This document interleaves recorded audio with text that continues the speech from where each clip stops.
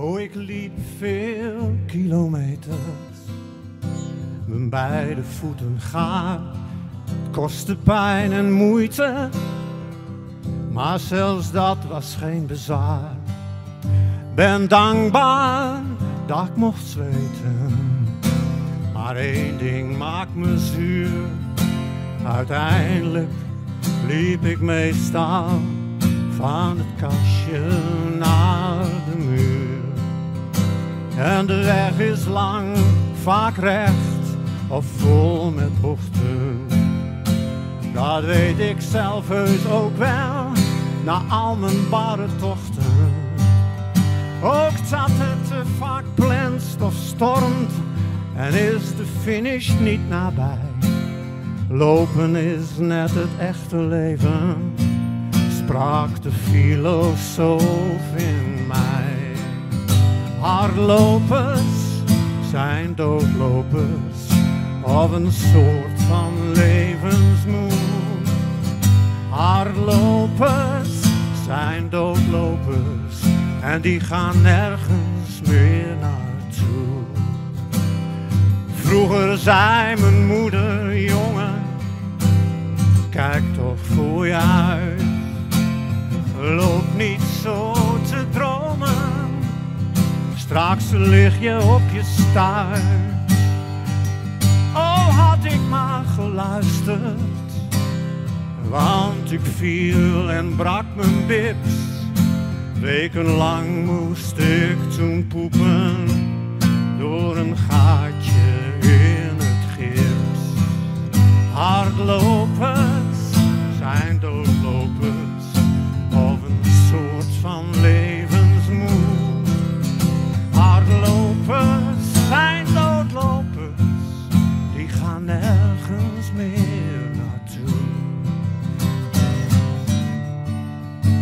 Ooit komt aan het moment dat het gaat stokken. Lood in je schoenen, het bloed in je sokken. De tijd tikt heel veel sneller en wacht al lang niet meer op jou. Leg je dan te rusten onder een lucht vol hemelsblauw. Hardlopers zijn doodlopers of een soort van levensmoed. Hardlopers zijn doodlopers, die gaan nergens meer naartoe. Nergens meer naartoe.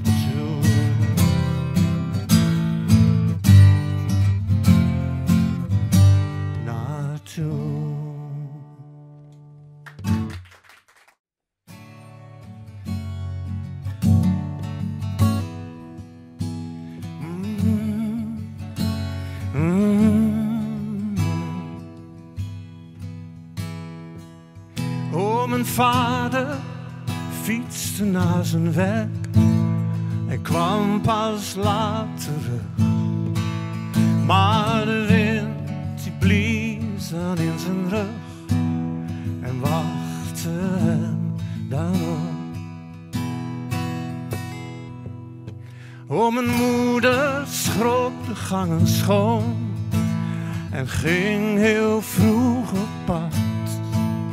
Maar de zon die draaide met haar mee, zodat ze toch haar warmte had. Doe-doe-doe, doe-doe-doe.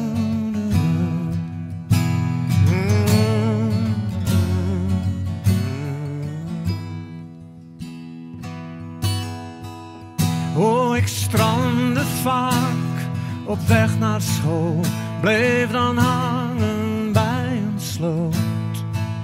Maar het water hield de vissen vast en mijn ouders gingen dood. Maar het water hield de vissen vast en mijn ouders gingen dood.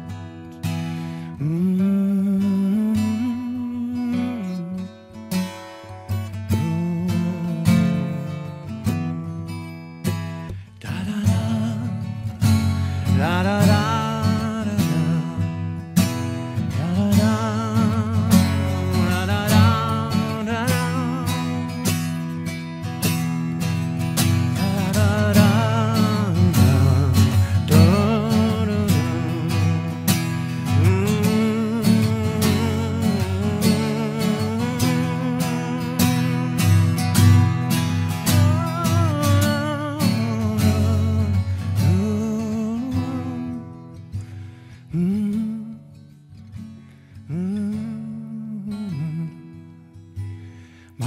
water hield de vissen vast en mijn ouders gingen.